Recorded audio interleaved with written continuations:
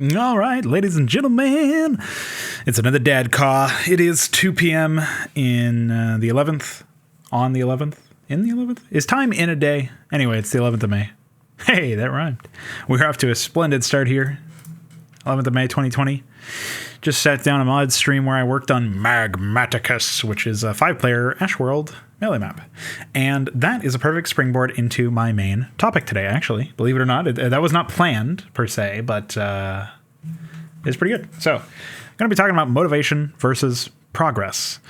And motivation is a recurring subject when it comes to discussing sort of development of projects and the development of a developer, if that makes any sense, in the context of my channel. In the Big Boys Table podcast, in DADCAWs, all sorts of things have been related to those motivational questions. Is how do I remain motivated? And, what even is motivation? What does it look like? What does it feel like?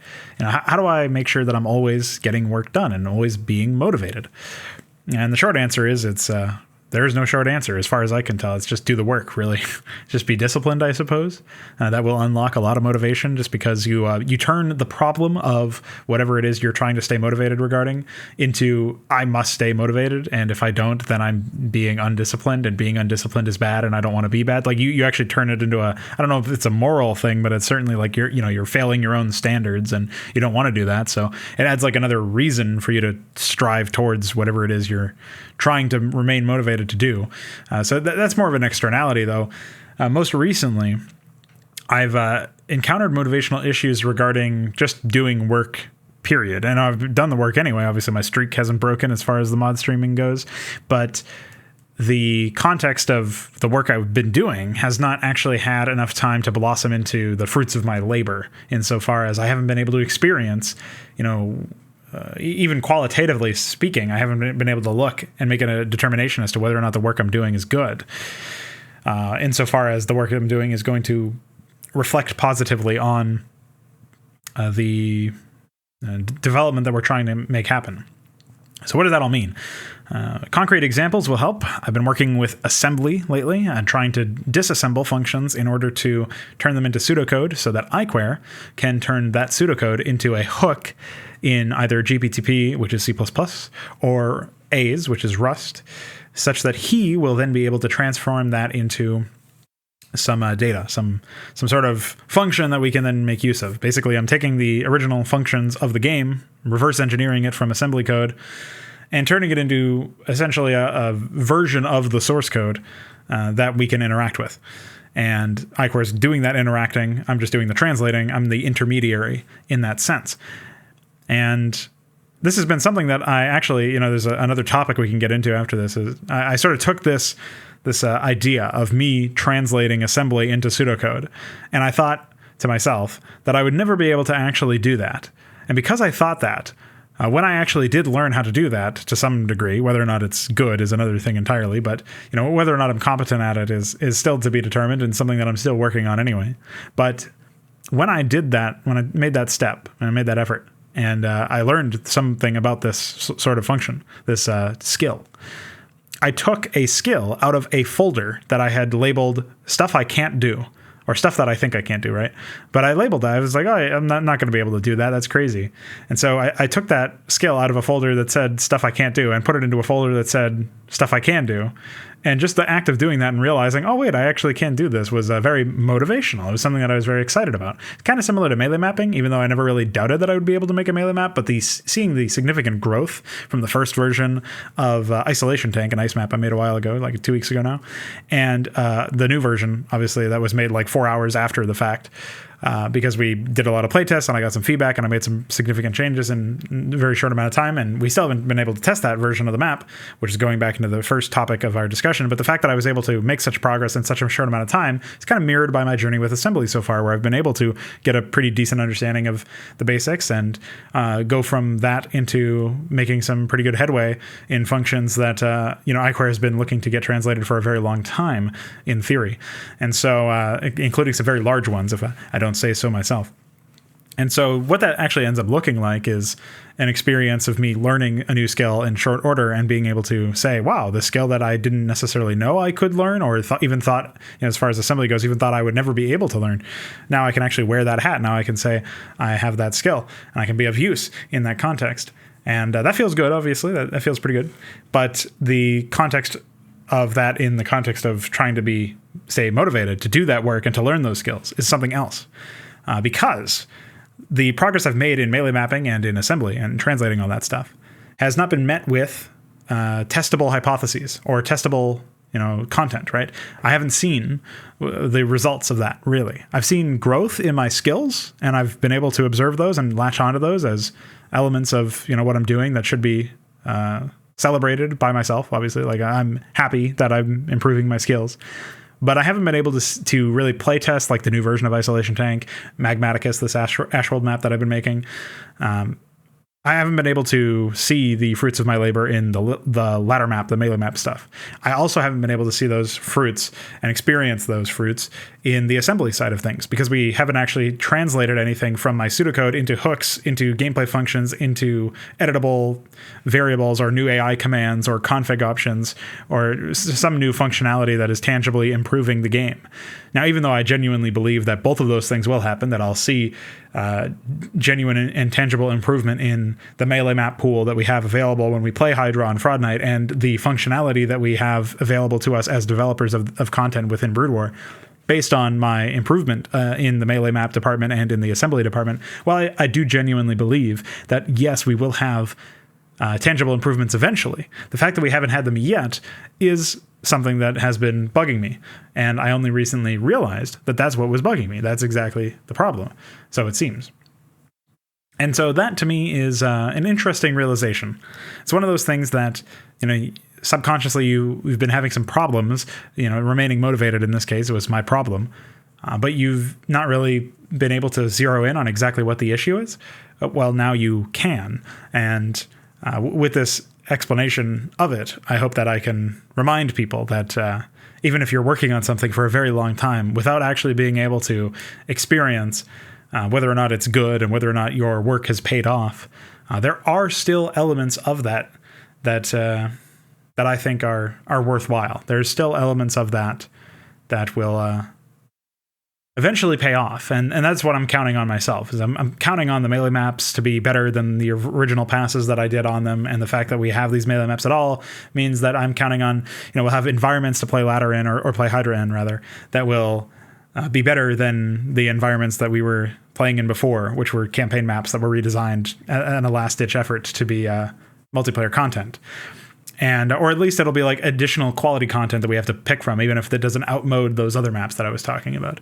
And so I'm confident in that sense. Just like I'm confident that my assembly work will eventually turn into better functionality for the game. And thus I will have better tools to make better content. And there will be an overall level up to the scene. That stuff is all well and good. That stuff is great as far as I'm concerned. But the but here, the contention is that there's a significant gap potentially between where I'm at now and where we will eventually be as far as like experiencing that growth or that improvement, that tangible improvement in the end user experience. And as a developer, that's basically the story of my life. That's the story of every developer's life is, it's going to be a while before your work results in better content for everybody to play or whatever.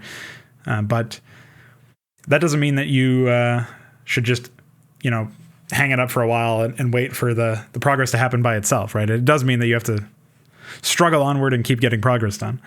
And in this case, it might even mean that I have to learn more about coding such that I can do the translation of pseudocode into hooks myself.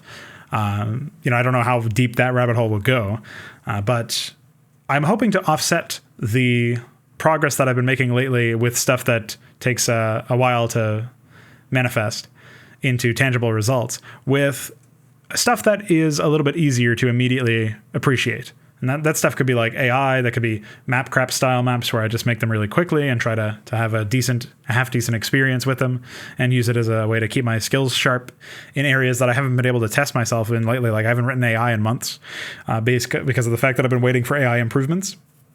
the fact that we still had not received any AI improvements is one of the reasons why I dove into ASM in the first place, so that I could help iQuery make those AI improvements faster. And, because I haven't been able to write AI in particular, but also I haven't been able to really design levels that those AI can experience. And because of the lack of AI, I haven't had motivation because of that specifically to work on a bunch of levels. And that has been debilitating to my motivation, as I've described in this DADCAW. So I look at that and I say, that is very obviously unfortunate, and it's something that I do need to consider in the future. But what can I do right now to offset that? And I do think that the mapcrap style approach would be useful in this context. So that's probably what I'm going to be doing, in addition to working on the melee maps and working on the tile sets for those melee maps. And of course, working on assembly and perhaps learning even deeper skills than that to better equip iQuery with the tools necessary to quickly, have a good turnover rate as far as, quickly turning what I'm doing into actual functions that we can use. Hopefully that could be wrangled in a reasonable way. But that all being said, of course, there is still a lot to be considered. And sooner rather than later, we're going to have to reckon with the fact that we have not yet released content for Hydra in quite a while, and that we're almost halfway through the year, and Inconsummate is still not looking super shaped up as far as the progress on that project has been.